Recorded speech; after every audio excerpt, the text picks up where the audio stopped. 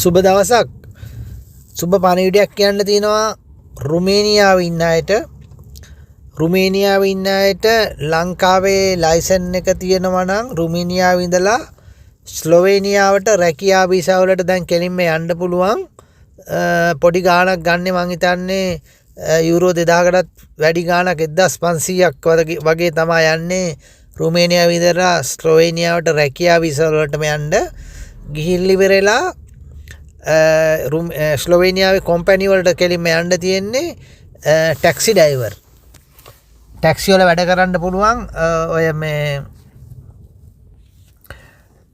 ස්ලෝවේනියාවට ගිහිල්ලා විශේෂයෙන්ම ලංකාවේ ලයිසන් එක තියෙන්න ඕන. ලංකාවේ ලයිසන් එකෙන් ස්ලෝවේනියාවේ ඩ්‍රයිවිං කරන්න පුළුවන් මේ ඒ කොම්පැනි හරහා. අනිත් එක ස්ලෝවේනියාව කියන්නේ යුරෝප් සංගමේ රටක්. ඉතාලියට බෝඩර් වෙලා තියෙන රටක්.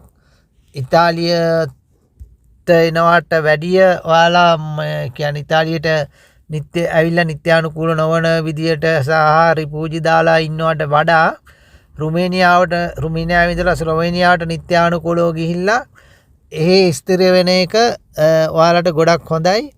එහෙ ගිය අය ගොඩක් වීඩියෝස් දාලා තියෙනවා YouTube එකේ Facebook එකේ කාර්ය. රුමේනියාවේ ඉඳලා ගිහිල්ලා යාලට යුරෝ 2000ක විතර පඩියක් ලැබෙනවා කියලා ඉවරලා Uber වගේ ටැක්සි සර්විස් කරලා.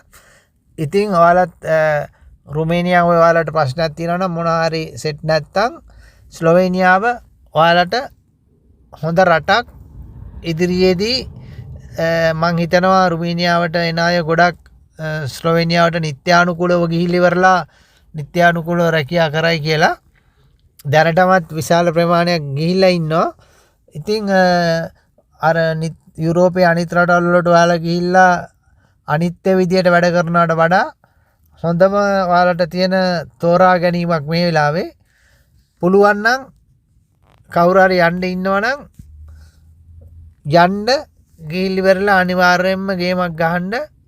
සියලු දෙනාටම ජය වේවා.